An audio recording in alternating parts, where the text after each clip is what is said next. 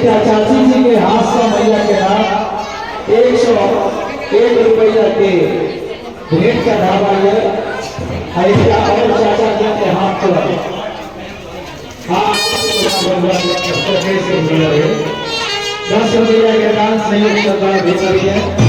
माता पिता सदैव उनका कृपा बनी रहती है।